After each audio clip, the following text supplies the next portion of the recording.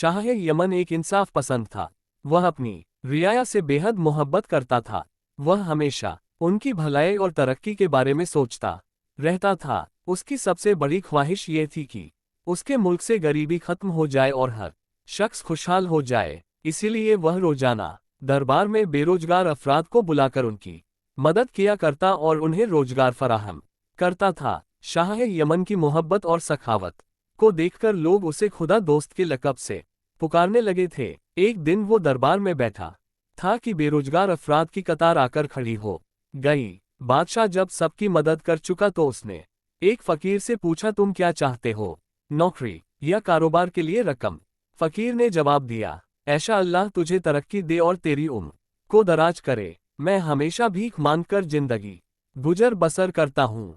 अब मुझसे नौकरी क्या होगी, कारोबार भी नहीं कर सकूंगा, इसलिए मुझे रकम की कोई जरूरत नहीं है।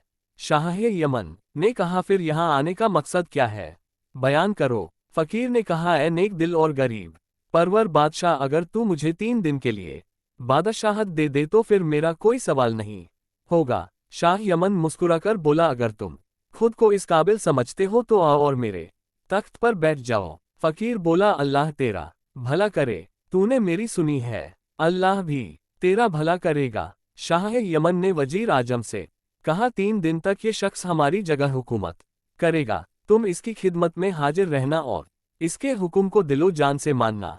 वजीर आजम ने जवाब दिया, आलम बना आप फिक्र ना करें, मैं और दूसरे तमाम वज़रा इसके हर हुक्म को पूरा करेंगे। फिर शाह यमन ने फकीर को अपनी जगह तख्त पर बिठाया, ताज उसके सर पर रखा और उसे सलामी दी, फिर वहां से चला गया। फकीर बादशाह ने वज़ीर आजम की तरफ देखा, अपनी मूंछों को ताव दिया और अपनी लंबी दाढ़ी पर हाथ फेरा, फिर उसे हुक्म दिया, ए वजीर आजम, तुम फौरन हमारे लिए नए और बादशाहों जैसे कपड़े सिलवाकर हमारे सामने पेश करो। वजीर आजम ने कहा, बहुत बेहतर है बादशाह सलामत, मैं अभी दर्जी को पैगाम पहुंचा देता हूँ। ये कहकर वो दरवाजे की तरफ कदम बढ़ाने लगा, लेकिन अभी 2-4 कदम ही चला था कि फकीर बादशाह ने आवाज दी, ए वजीर आजम, हम बहुत भूखे हैं, पहले खाना तैयार करने के लिए कह दो। वजीर आजम ने जवाब दिया, बादशाह सलामत, खाना तैयार है, मगर दस्तूर के मुताबिक दरबार बर्खास्त होने से पहले खाना दस्तरखान पर नहीं रखा जाएगा। फकीर बादशाह ने देवरी चढ़ाते हुए कहा, दरबार को बर्खास्त करने के लिए क्या हाथी और घोड़ों की जरूरत है, बस कह दो कि अब सब लोग अपने घरों को जाएं और आराम करें। दरबारी उसकी बात सुनकर उठ खड़े हुए और आपस में कहने लगे, अजब आदमी है, ना बात करने की तहजीब है और ना ही कोई सलीका बैठ गया।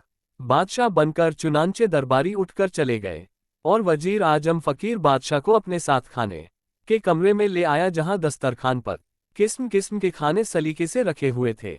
फकीर उन्हें देखकर बेचैन हो गया, फौरन अपना कंबल उतार कर एक तरफ फेंका और तेजी से बैठ गया। वजीर आजम ने कहा, हजरत हाथ तो धो लीजिए। फकीर ने तिरछी निगाहों से देखते हुए कहा, अजब बदतमीज हो, ये भी नहीं मालूम कि बादशाह लोग कभी हाथ नहीं धोते, उनके हाथ हमेशा पाक और साफ होते हैं। वजीर आजम ने कहा, माफ कीजिएगा, आप बिस्मिल्लाह कीजिए। वो हर चीज को बड़ी दिक्कत से देख रहा था और हर प्लेट से एक एक लुकमा खा रहा था। वजीर दिल में सोच रहा था कि इसने कभी ऐसे खाने नहीं देखे होंगे, आज ये चीजें देखकर यह कितना बेचैन हो रहा है, चाहता है कि यह सब चीजें फौरन हजम हो जाए। आखिरकार उसने खूब दिल लगाकर खाना खाया, लेकिन फिर भी खाना बचा हुआ था। उसने वजीर आजम से कहा, ए वजीर, इस खाने को कहीं छुपा कर रख दो, हम शाम को खाएंगे, लेकिन एहतियात रखना, किसी को देखने ना दो। वजीर ने कहा, बादशाह सलामत, शाम की फिक्र ना करें, आपको ताज़ा खाना मिलेगा। फकीर बादशाह ने कहा, कैसा बेवकूफ है, अगर शाम का खाना हमें पसंद ना आया तो हम यही खा लेंगे। वजीर ने कहा, आप इस वक्त फकीर नहीं बादशाह हैं, आपके लिए लजीज खाने ही तैयार किए जाएंगे, लिहाजा इस खाने की फिक्र ना करें। फकीर बादशाह ने अपनी कमीज से हाथ लगाकर एक जोरदार डकार ली और कहा, चल ठीक है, अब इसे उठवा लो। उसी वक्त खिदमतगारों ने तमाम प्लेटें उठा ली और वहां से चल पड़े। फकीर बादशाह ने एक और डकार ली और फिर कहा, अबे शाही टुकड़े की प्लेट इधर ला दो। खिदमतगार ने प्लेट सामने रख दी और वो जल्दी से खा गया। यूं 3 दिन तक उसने हुकूमत करने के बजाय ऐशो आराम की जिंदगी गुजारी। सारा दिन खाता और नर्म बिस्तर पर लेटा रहता, गाना सुनता और नाच देखता। थोड़ी देर के बाद कपड़े बदलता और खिदमतगारों को गालियां देता। वजीर और बाकी सभी परेशान हो गए। अल्लाह का शुक्र है, चौथे दिन इस बदतमीज से निजात मिल जाएगी। शाह ने दरबार में आकर फकीर बादशाह से कहा, अब आप तख्तो ताज छोड़ दीजिए क्योंकि 3 दिन मुकम्मल हो चुके हैं। फकीर बादशाह ने मुस्कुरा कर कहा, हमने 3 दिन की बादशाहत में ये जान लिया है कि जो हुकूमत में है वो फकीरी में नहीं। अब तक तुमने ऐश की है, अब हम ऐश करेंगे। इसके बाद फकीर बादशाह ने हुक्म दिया कि शाही लिबास उतार कर खद्दर के कपड़े पहन लो और अपने बीवी बच्चों का हाथ पकड़कर हमारे महल से निकल जाओ, और अगर तुमने गर्दन मोड़ी तो मैं तुम्हारी आंखें निकालकर चीलों को खिला दूंगा। वजीर और दरबारी शाह यमन की तरफ देख रहे थे कि वो क्या हुक्म देता है। जल्लाद तलवार के साथ खड़ा था, लेकिन शाही यमन ने फकीर बादशाह को जवाब दिया, हुकूमत तुम्हें मुबारक हो, मैं अपने बीवी बच्चों के साथ महल से निकल जाऊंगा। फकीर बादशाह ने कहा, महल से नहीं, शहर से भी निकल जाओ। वजीर ने कहा, जहां पना, ऐसा ना कीजिए, मुल्क तबाह हो जाएगा। शाह यमन ने कहा, अल्लाह को यही मंजूर है, अब मुझे हुकूमत नहीं चाहिए। तुम सब लोग नेक नियति के साथ अपने फराय अदा करो, मुश्किल आसान हो जाएगी। ये कहकर वो महल से निकल गया और अपनी बीवी और बच्चों से कहा कि वो अपने शाही कपड़े उतारकर खद्दर के कपड़े पहन ले, क्योंकि अब वो बादशाह नहीं है, अब हमें कहीं और जाकर रहना होगा। बच्चे खामोश थे, बीवी हैरान थी, लेकिन उन्होंने एक लफ्ज भी ना कहा और कपड़े बदलकर उसके साथ हो गए। शाह यमन के 2 बच्चे थे, नसीब और शमीम। नसीब 2 साल का था और शमीम 7 साल का था। दोनों बच्चे हाथ पकड़े हुए थे और मलका आलम आरा के साथ महल से निकलकर जंगल की जानिब चल पड़े। बच्चे चलते चलते थक जाते तो उनको कांधों पर बिठा लेता। आलम आरा थक जाती तो दरख्त के नीचे आराम करती। यूं चलते चलते वो 1 हफ्ते के बाद एक छोटे से शहर में पहुंचे। आलम आरा ने कहा, हमें इस शहर में ठहरना चाहिए, किसी सराय में कमरा किराए पर ले ले ताकि छुपने के लिए जगह मिले। उसके बाद आप मेहनत करके कुछ पैसे कमाए। शाह यमन को ये तजवीज बेहद पसंद आए।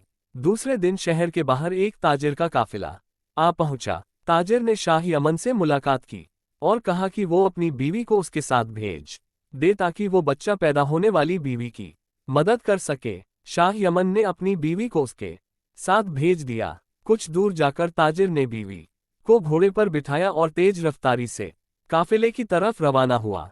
बीवी ने एहतजाज किया, लेकिन ताजिर ने उसकी एक नहीं सुनी।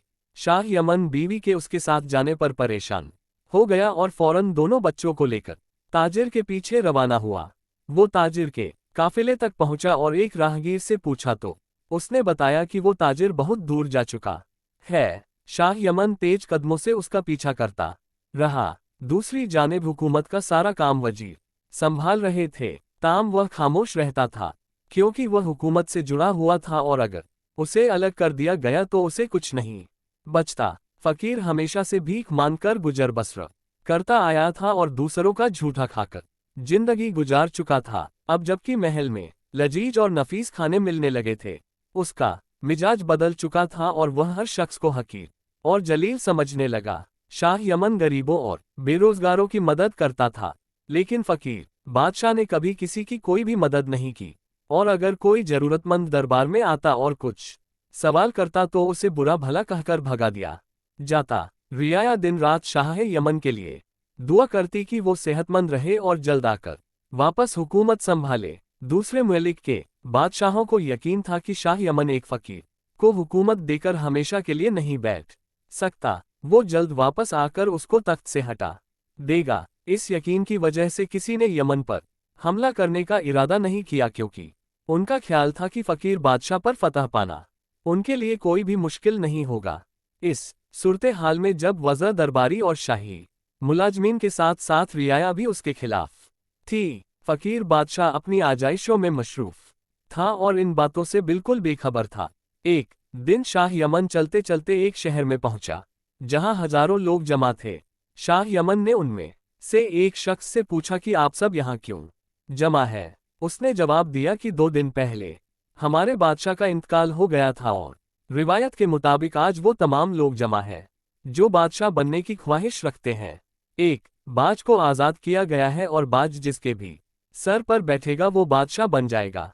शाह यमन ने पूछा, क्या मरहूम बादशाह की कोई औलाद नहीं है? उस शख्स ने जवाब दिया कि औलाद तो है, लेकिन हमारे मुल्क में बादशाहत किसी खास खानदान के हिस्से में नहीं आती। ये सुनकर शाह यमन तमाशा देखने के लिए खड़ा हो गया।